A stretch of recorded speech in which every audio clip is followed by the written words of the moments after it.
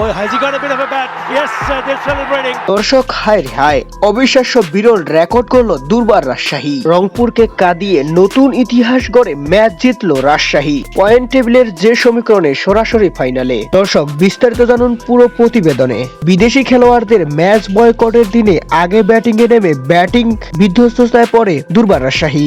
রংপুর রাইডার্সের বিপক্ষে ব্যাটিং করতে নেমে ব্যাটিং ব্যর্থতায় দুর্বার রাজশাহীর ব্যাটিং গিয়ে থামে 119 রানে, যেখানে রংপুরের হয়ে 3 উইকেট নিয়েছেন খুশদিল শাহ।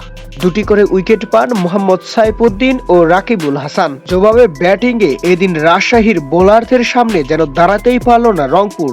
কেউ 2 অঙ্কের রানও করতে পারেনি, যার ফলে একের পর এক উইকেট হারিয়ে রাজশাহীর বোলারদের সামনে গুটিয়ে দেয় রংপুর রাইডার্স। আর এই প্রথমবারের মতো কোনো বিদেশি খেলোয়াড় ছাড়াই বিপিএল এর মঞ্চে ম্যাচ জিতলো রাজশাহী।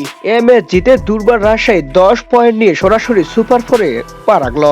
এছাড়াও তাদের আছে আরো 2টো ম্যাচ বাকি, যেখানে 2টির মধ্যে একটিতে জিতলে সরাসরি সেমিফাইনালে খেলবে তাসকিনের দল। যেখানে অন্যদিকে কপাল পড়েছে সাকিব খানের ঢাকা ক্যাপিটালসের। তাদের স্বপ্ন শেষ হয়ে গেল প্লে অফে ওঠার। যেখানে এখন ঢাকার আছে আর মাত্র 2টি ম্যাচ। তারা যদি 2টি ম্যাচ জিতে তারপরও কোনো লাভ হবে না ঢাকা ক্যাপিটালসের, কারণ পয়েন্ট টেবিলের সমীকরণে এখন অনেক এগিয়ে রয়েছে দুর্বার রাজশাহী।